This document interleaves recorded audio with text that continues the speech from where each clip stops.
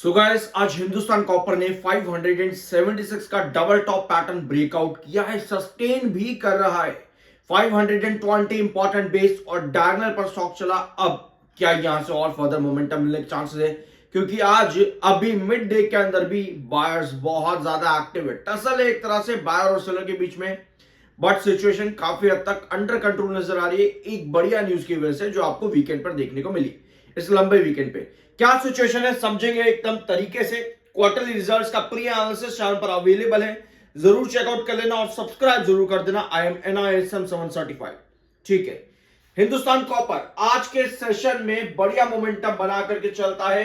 लगभग पिछले कुछ सेशंस के अंदर ही मात्र स्टॉक ने 15% की रिटर्न दे दी, यानी कि एक बढ़िया स्ट्रॉन्ग रैली स्टॉक ने दी है। रीजन क्या है? मार्केट के अंदर पॉजिटिविटी, और दूसरा कंपनी ने MP में एक नया ब्लॉक खोला है कॉपर माइनिंग का, तो ये कंपनी में पॉजिटिविटी देखने को मिली। अपार्ट फ्रॉम दिस, कंपनी में ग्रोथ आगे बढ़ सकती है कमिंग क्वार्टर के अंदर, यानी Q3 में कंपनी का ग्रोथ मोमेंटम इंक्रीज हो सकता है, specially profit growth percentage. Reason क्या है? रीजन यही रहा जिसकी वजह से सिंस नवंबर के महीने में आपको स्टॉक से रैली जो नजर आ रही है, कॉपर के प्राइसेस पर तेजी। अब प्राइसेस बढ़े हैं, कंपनी की डिमांड बढ़ी है, क्योंकि सप्लाई जो है वो डिसरप्ट हुई थी ग्लोबल कंडीशन के अंदर, और अभी भी कहीं ना कहीं ये सिचुएशन बनी हुई है जिसकी वजह से माइनिंग ग्रेड्स जो थे वो कम हुए। ठीक है, माइनिंग ग्रेड्स कम हुए, पावर और इंफ्रास्ट्रक्चर सप्लाई स्टिल बढ़िया है, स्ट्रांग है। तो ऐसे में Hindustan copper overall copper sector की पूरे के पूरे कॉपर सेक्टर में आपको प्राइसेस भी बढ़ते देखने को मिले, तो इसका फायदा प्रॉफिटेबिलिटी पर देखने को मिल सकता है। यानी कि ग्रोथ परसेंटेज की जब बात आती है तो आपको प्रॉफिट ग्रोथ भी बढ़ता देखने को मिलेगा। ठीक है, यूरोपियन यूनियन और साथ में इंडिया के बीच में ट्रेड डील, यहां पर बना सबसे बड़ा ऑप्टिमिज्म, जो आज भी कैरी फॉरवर्ड होता देखने को मिला है मार्केट के अंदर, डिस्पाइट इसके कि FIs की सेलिंग लगातार बनी हुई है। सो ये कुछ इंपॉर्टेंट लेवल्स थे जो हम पिछले कई वीडियो से लगातार डिस्कस कर रहे थे। 520 पे ये आपकी डायगोनल जाएगी, जहां पर आपको 525 का इंपॉर्टेंट बेस नजर आएगा। दूसरा 560 एंड 576 ये इंपॉर्टेंट कंसोलिडेटिंग रिस्ट्रिक्शन जोन थे।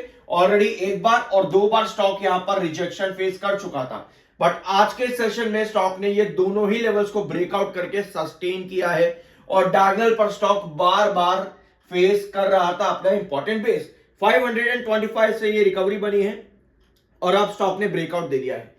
29,98,000 इस समय सेलर है एंड 33,37,000 बायर है। सो बायर और सेलर के बीच में टसल है। देखना यह है कि दिन के आखिर में कौन जीतेगा। ठीक है, तो जो हम अभी बात कर रहे थे प्रॉफिट परसेंटेज की, कंपनी को अपने रिजल्ट्स में इस बार लाना है 83% के ऊपर का प्रॉफिट ग्रोथ, जो कि बड़ा डिमांड रहेगी कंपनी से। और पिछले साल कंपनी का कितना था? ठीक है, दिसंबर में कंपनी का प्रॉफिट ग्रोथ था दिसंबर 2024 के अंदर 0% का, तो वहां कंपनी ने बड़ा नुकसान का है। दिसंबर 2024 में कंपनी का प्रॉफिट मात्र 63 करोड़ का था। सो अगर कंपनी 63 और 63 126 करोड़ का भी प्रॉफिट लेकर के आ जाती है, जो कि भले ही कम होगा, लगभग 70 करोड़ कम होगा आपका क्वार्टर ऑन क्वार्टर बेसिस पर, स्टिल कंपनी सरपास कर जाएगी 83% के ग्रोथ को। यहां पर देखना सही तरीके से एक बार, कंपनी को 83% का प्रॉफिट ग्रोथ चाहिए। पिछले साल दिसंबर में कंपनी का प्रॉफिट मात्र 63 करोड़ का था, यानी कि अगर कंपनी 126 करोड़ का प्रॉफिट भी लेकर के आ जाती है, जो कि 70 करोड़ कम रहेगा, स्टिल कंपनी 100% प्रॉफिट गेन देगी। यानी कि उस कंडीशन में कंपनी सरपास कर जाएगी अपने इस क्वार्टरली प्रॉफिट ग्रोथ को। एनुअल बेसिस पर भी फिर कंपनी के रिजल्ट्स और बेहतर हो जाते हैं, और क्वार्टर ऑन क्वार्टर बेसिस पर भी फिर कंपनी के रिजल्ट्स और बेहतर हो जाते हैं। कल हमने कंपनी के रेवेन्यू के बारे में डिस्कस किया था कि यहां पर भी पॉसिबिलिटी है कंपनी के बढ़िया ग्रोथ परसेंटेज लाने की। कंपनी को 38% के ऊपर का ग्रोथ चाहिए दिसंबर 2025 के अंदर। सो 328 के ऊपर कंपनी का जो भी रहेगा वो कंपनी का ऐड हो जाएगा। मोस्ट प्रोबेबली कंपनी दे सकती है 38% के ऊपर का ग्रोथ। सो प्री एनालिसिस कल के दिन हमने इसके रेवेन्यू ग्रोथ का लिया था, आज हमने प्रॉफिट्स के बारे में भी बात करी है कि क्या पॉसिबिलिटी है कंपनी की। होल्डिंग पैटर्न भी कल डिस्कस कर लिया था, जरूर चेकआउट कर लेना और सब्सक्राइब जरूर कर देना। यह है स्टॉक का चार्ट पैटर्न, और यहां पर आपकी डायगोनल लगातार बनी हुई थी।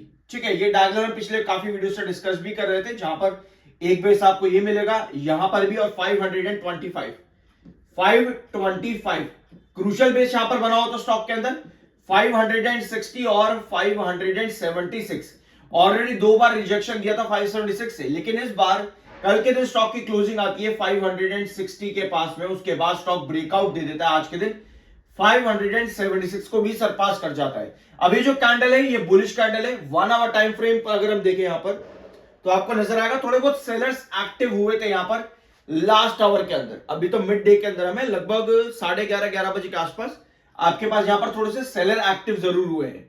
सो अब देखना यह है कि ये मोमेंटम कैसे कैरी फॉरवर्ड होता है। जैसे कि फॉर एग्जांपल ये आपका ट्रेंड है 576 576 है, ठीक है। स्टॉक ने कैंडल आपको दे दी कुछ इस तरीके की जो कि एक बुलिश कैंडल है। इसके बाद आपको ये देखना है कि नेक्स्ट आपके पास कंटिन्यूअसली अगर सिमिलर कैंडल बनती है तो ये एक पॉजिटिव साइन देती है कि स्टॉक आगे जाकर के और बुलिश मोमेंटम दे सकता है। और एक चीज आपको याद होगी, टेक्निकल पॉइंट ऑफ व्यू पर भी ये मोमेंटम जो स्टॉक में आज के दिन का ब्रेकआउट है, टेक्निकल पॉइंट ऑफ व्यू पर भी ये काफी पॉजिटिव है, क्योंकि 576 से लेकर के 525 कितनी रेंज है ये 50 रुपए, लगभग 50 रुपए की रेंज है। इसी बीच में स्टॉक का जो एमएफआई है वो 97 से लगभग 97 से कितने पर आया, 97 से 50 और 60 के बीच आया। तो जब भी आपको ब्रेकआउट किसी स्टॉक को देना होता है, ये चीज मैंने डिस्कस करी थी आप लोगों के साथ में बीएससी से रिलेटेड डिस्कस करके कि अभी क्या दोनों के अंदर सिमिलरिटी देखने को मिली, बीएससी में भी और हिंदुस्तान कॉपर में भी। बीएससी ने भी यही काम किया था 2520 पर स्टॉक ने बेस बनाया जब स्टॉक में गिरावट आई थी 2950 से, ठीक है। 2520 पर गिरते ही स्टॉक के जो टेक्निकल्स थे वो काफी न्यूट्रल हुए थे। ऑल्दो ये रेंज काफी बड़ी है, इस रेंज के पर्पस से अगर हम देखें तो ये वाली रेंज बड़ी है, बट स्टिल टेक्निकल्स का न्यूट्रल होना एक छोटी रेंज में आपके मोमेंटम को कैरी फॉरवर्ड करता है। सो हमें ये वाली कैंडल चाहिए होगी कमिंग सेशन में ताकि ये मोमेंटम और बुलिश बने। कोई भी कैंडल जब भी आपके पास एक बुलिश कैंडल आती है उसके नेक्स्ट सेशन में अगर आपके पास टॉप पर कुछ इस तरह की कैंडल अगर बन जाए तो वो सेल को इंडिकेट करती है। तो इस वाली कैंडल पर अलर्ट रहना, अगर ये कैंडल बनती है तो नेगेटिव साइन रहेगा, हमें ये वाला सिग्नल चाहिए ताकि स्टॉक आगे भी बुलिश होता देखने को मिले। आई होप कि इस वीडियो में आपको कुछ नया जानने और सीखने को मिला होगा। सब्सक्राइब जरूर कर देना, मिलता अगले वीडियो में। सो गाइस, आज हिंदुस्तान कॉपर ने 576 का डबल टॉप पैटर्न ब्रेकआउट किया है, सस्टेन भी कर रहा है।